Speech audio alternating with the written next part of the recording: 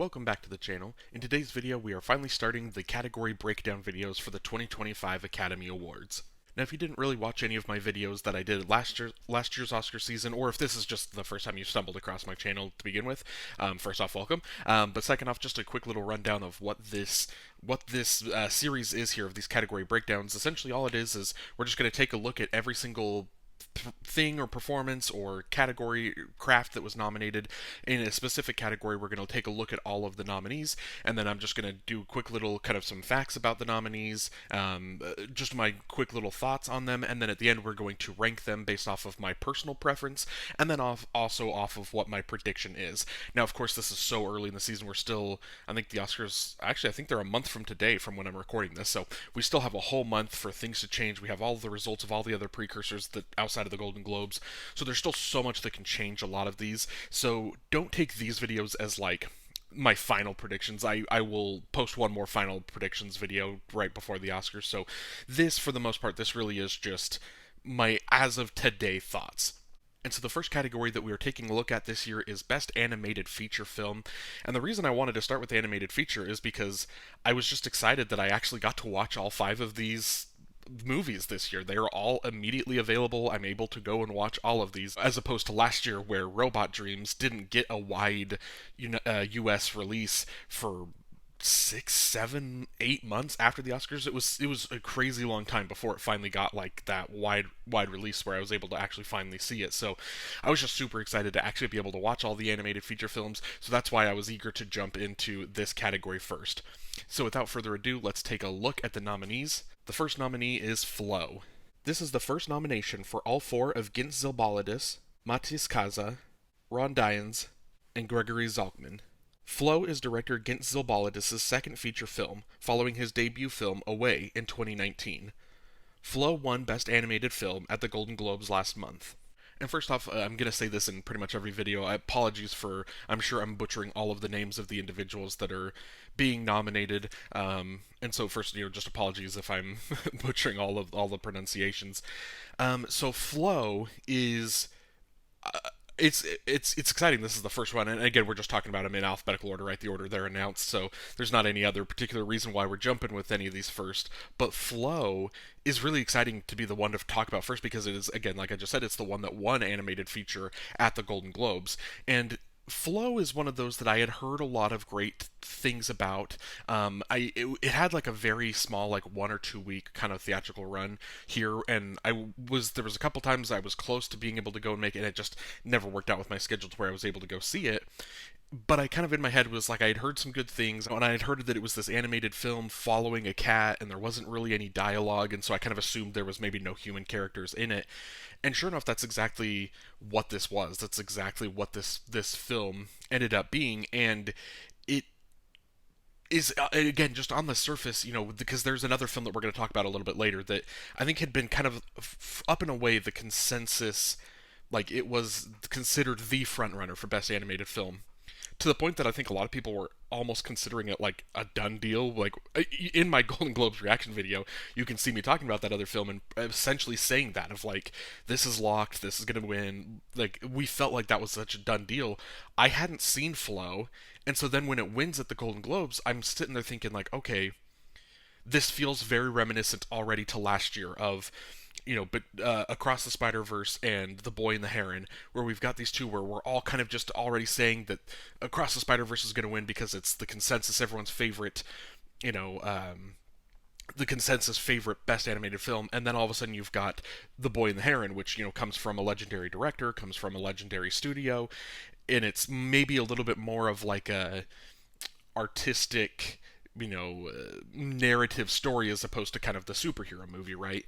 And so I think I'm already kind of getting flashbacks between last year's animated feature race and this year's animated feature race. And so as soon as I saw that, I was like, I'm super excited. I've got to check out Flow as soon as I can. And yeah, I'm glad that I was able to check this out. This is a beautiful, breathtaking film. The highlights, the strengths, obviously, the animation is beautiful, and what it does with the animation is it just creates so many beautiful, like, still images and these frames, these shots from the film. There's so many of them that you want to just like take a screenshot, or be able to just pause and take a photo, be able to pull that still image and hang it up somewhere on your house. Like, there are so many just breathtaking imagery that comes in this film. And I think what also works so well is, again, because there is no dialogue, and so much of the film, it's not, like a silent film, and so all of it is just, it's the sound design, whether that be with, kind of the nature that, because obviously a big part of this is, they're on like a boat. There's this kind of, this city that they're in is kind of flooding, and so there's a lot of kind of those nature sounds. But then there's just nature sounds when they're kind of on land, if they're kind of walking in these little kind of like forest areas, or just like these different little spots where different animals are, and they're kind of gathering animals to get on the ship, right? And so you just have the sound design from not only just like the nature, but also just from the animals, like from these. And it's not just, obviously, if you haven't seen the film, it's a cat, right? The cat's the main character, but there's like so many different animals that come into play, and they all have, it's just amazing sound design, getting all of these realistic sounds for all of these animals, and being able to put them in, and it feels like you're just watching nature, like you're just watching these animals in real life. Like, it's just such a really cool thing that they were able to do with that. And the other thing that works so well with this film is it has a beautiful score. The score is able to come in and really kind of amplify the emotion that you're feeling from the sound design as well. And so with no dialogue, to have just the score and the sound design that are coming in and moving you as emotionally as you are, there are so many moments of this film where I was not quite like on the about to cry. I've heard that this is a film that can make some people cry if you're a little more sensitive to animals and to, even in fictional stories of what's happening to these characters. But I was still moved emotionally, and I was anxious at times. There were times where I was really kind of just nervous for the characters, and so I just think that everything works together so well in this film, and I 100% see why it's potentially the new frontrunner in the category. So for my personal ranking, I'm putting Flow in second, and for my prediction, I'm currently predicting it to win. With the Golden Globes as the only real precursor, there's not a whole lot we can go off of other than the results of that one precursor and just the general vibes I'm getting of the film. The second nominee is Inside Out 2. This is Kelsey Mann's first Oscar nomination. The film is his directorial debut, and he has a writing credit on Peter Sohn's The Good Dinosaur. This is Mark Nelson's second Oscar nomination. He previously won for Best Animated Film in 2020 for producing Toy Story 4. Inside Out 2 has been nominated at the Golden Globes, BAFTA, and the Critics' Choice. Inside Out 2 was one of my most anticipated films of 2024. And so much of that was just because, again, obviously just because of how great the first Inside Out is. And there was always this thing for me where Disney doesn't have a great track record, especially lately, of coming up with these original, beautiful stories and then turning them into kind of like what you might call like a cash grab sequel, right? And so they don't have the best track record of that, but there was something about Inside Out where I felt like that is a story on itself that, I mean, it works just as a small, just as a one like independent film thing, like it's just by itself. So I could see that as the standalone thing, and it would have worked. But out of all of the different kind of cash grabs that Disney's done with getting sequels for different stories, I felt like Inside Out was one that could work pretty well for a sequel. And ultimately it did, obviously, and I'm not the only one that still had kind of the interest in seeing it. Obviously, it was the highest grossing film of the year, made over $1 billion, was this big commercial success, especially here in the United States, and so it was just this film that kind of had this big cultural moment, and just again just absolutely just dominated at the theaters. Now, how was the story? That's, obviously at this point, that's more so what we're discussing here in terms of best animated film, is it's a little bit more to do with the story and how that worked. And I think the story is good. I think it's a good story. I don't like this as much as I like Inside Out. I think the majority of people probably feel that way, that this is a little bit of a step down, but it still does what I think is just a phenomenal decision, what they were able to do, what they made of aging Riley a couple years between the films and bringing in new emotions. I think it would have been very easy if they were just doing some sort of soulless cash grab to just be like, oh, here's the characters you love from the first movie. These are all the exact same emotions, nothing else, and we just do kind of like a rinse and repeat of the same story. Now, obviously, those characters are still there, but when you bring in an anxiety, and you bring in an envy, and you bring in ennui, you bring in embarrassment, you're bringing in these emotions that you kind of start developing a little bit more as you're a young person that's maturing and growing and reaching this age of adolescence where so much is just new to you. You're changing, right? And so I thought that that was just a phenomenal choice that they were able to make. And there's something about the Inside Out franchise that I will say the both films they do not fail to make me emotional at the end of the film. It's something with Amy Poehler and the combination of I believe it's Michael Giacchino was the composer of the first film. That classic the iconic tune of the first one, obviously the new composer for the second film, but they kind of kept that iconic tune. They put that at the end. You put Amy Poehler, just this soothing, comforting voice, and you put a situation with Anxiety's character that things are reaching this breaking point, and it's just a beautiful moment of kind of understanding we need all of our emotions. We need to be able to kind of keep them at check at times, and we can't let one kind of take over, but a healthy amount of all of our emotions is a good thing. And so it's just this nice, beautiful, simple message of the story that somehow both of these films just make me so emotional coming to the end of these movies. And so I'm just a big fan of the franchise. I don't know if I need an Inside Out 3. I'm sure they probably will do one, and when they do, I'm gonna be all in because of how they handled Inside Out 2. I do think that it is a franchise that, for as many of these as they want to keep pumping out, I think they are going to be able to handle them delicately, and there's always so many new emotions, and there's so many different things you can bring into this character as she continues to grow. So while I don't necessarily need an Inside Out 3, I wouldn't be opposed in the long run if they handle it as well as they did Inside Out 2. My personal ranking for Inside Out 2, I'm putting this in third, and for my prediction, I'm actually going to put this in fourth. It does seem a little weird to have the only Disney movie this far down, but in a year where it just definitely feels like there's some other frontrunners that are a little bit stronger, I just have a hard time seeing them awarding a Disney sequel. The next nominee is Memoir of a Snail. This is Adam Elliott's second Oscar nomination. He won for Best Animated Short back in 2004 for Harvey Crumpet. This is Liz Kearney's first Oscar nomination. She was also a producer on 2024's Magic Beach. Memoir of a Snail has been nominated at the Golden Globes and the Critics' Choice. So Memoir of a Snail, it is the second of the claymation movies that are, technically it's the first in terms of the order that I'm going, for one of two claymation films to be nominated at this year's Academy Awards. And you're also going to notice a trend as I'm giving you the facts that I'm talking about where all of these films have been nominated. Memoir of a Snail is the only one of these five that didn't get every single precursor, and the reason is because at the BAFTAs they only had 4 slots, and so it's easy to say, like, you could probably look at it as this was the 5th slot, and you just kind of assume if they had a 5th slot at BAFTA, then all 5 of these films would have just gotten in every precursor. So I think we have a very definitive, like, this is our top 5, and for good reason. This is something that I guess now is a good time to talk about it, and maybe I'll mention it again at the end of the video, but this year has been a year where I think a lot of people have been a little bit down consensus-wise on just a lot of the films at the Academy Awards. People don't consider this a strong Oscar year, and I'm probably in that camp as well. It's not my favorite of the batch of movies that have ever been nominated for Oscars in any given year.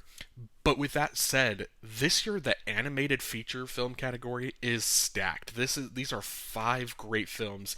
This might be one of the best animated feature 5 stacks I think I've seen in a while. Usually, every time when I'm doing these, since I've been doing, being a completionist of watching all of the Oscar-nominated films, there's usually 1 or 2 in the animated category that don't work for me. This year is not the case. These are 5 amazing films. So, now going back into Memoir of a Snail, this is a very... it's an adult... I should have written this down. I wrote it down somewhere. So forgive me if I have this wrong, but I remember reading this is the second R-rated film to ever be nominated for Best Animated Feature. It's an adult film that tackles very I don't want to say, I mean, there are some dark topics, but it's just a very adult and very human story about, depression and isolation and loneliness. And there's so many just kind of deep emotions that are being portrayed or being expressed in this piece of art, and a lot of it is works so well, because of just the writing and the tone and the direction of it, but on the other hand, a lot of it is from Sarah Snook. Her voiceover work here, she is phenomenal. What she does, Cody Smith McPhee, as kind of the second main character, if you will, he's does a phenomenal job, and just the way that they're able to bring the emotion through their performance is what makes this film so great. And this is one that I think for a lot of people, this might be their favorite. I've seen some really high from the people I follow on Letterboxd. A lot of people are giving this 4.5, 5 stars. Like, this is up there. A lot of this moved a lot of people, and it did for me as well. I don't know if it quite worked for me as well as it did for others, but this is one that if you haven't, if you haven't even heard of Memoir of a Snail, I recommend going out and finding it and checking it out. I believe it's available to rent. And this is, again, it's just one of those that, because of how well it's worked for so many people, I'm sure this will work for you as well, and you might end up loving it even more than I did. For my personal ranking, I'm putting Memoir of a Snail in fourth, but again, like I said in this, I love all of the films, the animated films from this category, so don't take that as a knock on the film. And then in my predictions, I am going to put it in fifth. The next nominee is Wallace and Gromit: Vengeance Most Fowl. This is Nick Mark's seventh Oscar nomination, and he has 4 wins. He won for Best Animated Feature in 2006 for Wallace and Gromit: The Curse of the Were-Rabbit. He won for Best Animated Short in 1996 for Wallace and Gromit: A Close Shave, in 1994 for Wallace and Gromit: The Wrong Trousers, and in 1991 for Creature Comforts. He was also nominated in 2010 for Wallace and Gromit: A Matter of Loaf and Death, and in 1991 for Wallace and Gromit: A Grand Day Out. This is Merlin Crossingham's first Oscar nomination. He previously directed the Wallace and Gromit's World of Invention series. This is Richard Beek's first Oscar nomination. He was a producer on 2021's Best Animated Film nominee, Shaun the Sheep movie, Farmageddon. Wallace and Gromit: Vengeance Most Foul has been nominated at the Golden Globes, the Critics' Choice, and in 3 different categories at the BAFTAs. And this is no disrespect to the original Inside Out, right? It's obviously an iconic film on its own right, but Wallace and Gromit is without a doubt the most iconic kind of franchise in this category. And going through, as I'm reading all of these and I was looking at all the different nominations that the Wallace and Gromit franchise has gotten at the Oscars, I am almost, in a sense, kind of blown away by how many different, not only feature-length films, but short films and the TV shows, and how many different things have spun off of the Wallace and Gromit property, the Wallace and Gromit franchise. And this was also a very interesting thing for me of when I was watching this film, because I'm so familiar with Wallace and Gromit. I know who they are as characters. I know the hijinks they get into. I know the general motions and beats of the story. Like, I feel like I'm so familiar with the franchise, and I was watching it and I was coming to this realization. I was thinking, have I seen a Wallace and Gromit movie before? And I genuinely don't know if I had. And I think I was kind of looking back and doing some of my introspective looking back at it, and I genuinely think that on probably, I don't know if it was like a Rugrats VHS or what it was, but it was something that I used to watch a ton as a kid. I think in the previews for that, they had a trailer for the Wallace and Gromit: The Wrong Trousers, I think is what it was. And so I think I probably saw that one trailer so many times whenever I was watching this other VHS tape that I had, that I felt like the characters and everything was ingrained in me. Like, I knew these characters. I know Wallace and Gromit from this one particular, this one trailer that I'd seen before. And it was just kind of crazy having this realization, thinking I don't think I've ever actually seen a whole Wallace and Gromit film. But after watching this, I am eager to go back and rewatch the Wallace and Gromit franchise. It's something that this film was just so fun from start to finish. It puts you in a good mood. It's kind of the kind of slapstick kind of comedy, but done in a claymation format. That something about that just works so incredibly well.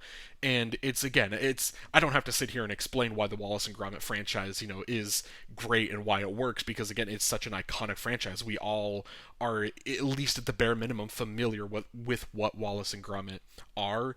And so this is just a continuation of that, and it's hard for me to say. I've heard I mean, the main source is discussing film on Twitter, right, that they clearly love Wallace and Gromit franchise, but I think this is up there with one of their most favorite of the franchise. I've heard a lot of other people say that this is some of the best work in the franchise. So if you just have any sort of inkling and the thought of watching this film, it's checking out this franchise, I highly recommend it. This was a great, fun time. And for my personal ranking, I am putting this one in fifth, but remember, like I said, I love all of these films. For my prediction, I'm going to put it in third. It's hard to deny, looking at the success that the Wallace and Gromit franchise has had previously at the Oscars. I feel like it's hard to kind of put this any lower than third in terms of chances of winning. And the final nominee is The Wild Robot. This is Chris Sanders' fourth Oscar nomination, and he is still looking for his first win. His three previous nominations all came in the Best Animated category, in 2014 for The Croods, in 2011 for How to Train Your Dragon, and in 2003 for Lilo and Stitch. This is Jeff Herman's first Oscar nomination. He was also a producer on Kung Fu Panda 3 in 2016, and on The Boss Baby, Family Business in 2021. The Wild Robot has been nominated at the Golden Globes, the BAFTAs, and the Critics' Choice. Now, The Wild Robot was the film that I was kind of alluding to earlier when I was talking about Flow. It is the one that, from when we all first saw this in theaters, we all were so moved emotionally. We all just said, okay, this is winning Best Animated Film. There hadn't been anything prior to it as good as Inside Out 2 was. This kind of took over, just kind of clearly established itself as a bigger threat in terms of winning this Oscar, and in terms of just the emotional story that this was able to tell. And then, of course, obviously, like I talked about, with Flow comes in, and now all of a sudden I do think we have a two-horse race. So if you're kind of following along, you can tell where I'm putting this in terms of my predictions. But I don't, again, like I said at the beginning, I don't think this is done. I think this is still a very wide open race. I think I might, be predicting The Wild Robot probably at like Critics' Choice, and if it takes Critics' Choice, depending on what takes BAFTA, and we'll have a race on our hands, and as well as like the Annies, and there's so many different other precursors that are still going to give us so much clarity on where this race is going once as we're going toward the end. And so I don't think this is over by any means. And personally, again, I'm fine with kind of whatever wins this category because I love them all so much, but The Wild Robot is my favorite in this category, and so it is what I will be rooting for. Now, I did my top 10 videos, or top 10 films of 2024 video, and The Wild Robot is in there, so if you want to click on that video, I'll put a link in the description here. You can click on that video and hear my more full thoughts on the film. But the one thing I do want to say with this is, again, just it surprised me how emotionally moved I was, and this film has the Kiss the Sky montage, as they're teaching Bright Bill to learn how to fly. That montage is one of my favorite moments of 2024. It's just one of my favorite scenes. That is the scene that it's kind of right in the middle of the film, and that's what makes me, I think, the most emotional out of everything in the movie. There's just something so beautiful about that. And anytime you have an animated film that can get you to those emotions and can move you that much, I think that's typically the good recipe and the good formula for what is a Best Animated Feature Film winner. So, like I said, I do think there is still time, but currently, right now, I do kind of think it is the runner-up in the category. So no surprise here, The Wild Robot, my personal ranking, is first, and in the predictions, I am putting it in second. And that's it. Thank you so much for watching this video. This is, again, just the first of many videos that are coming in this category breakdown series, so make sure you're subscribed to the channel so you don't miss any of those. And also, I'm hoping that from this point forward until, until the Academy Awards on, I believe it's March 2nd, hopefully from then till then, I'm going to have an upload every single day. That is the goal. That is the plan. We'll see if I'm able to actually complete it. It's a pretty lofty goal, but I'm excited to give it a shot. So if you'd like to like the video and then subscribe to the channel so you don't miss any of those videos, I would greatly appreciate it, and have a great day.